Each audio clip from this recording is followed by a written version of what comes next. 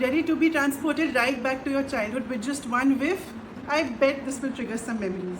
It's day 11 of May the Senses Be With You, and today we are diving into one of the most iconic fragrances ever, the fragrance of Play-Doh. Now I know that this will take you back to those endless hours of fun, but do you know this also has a business impact?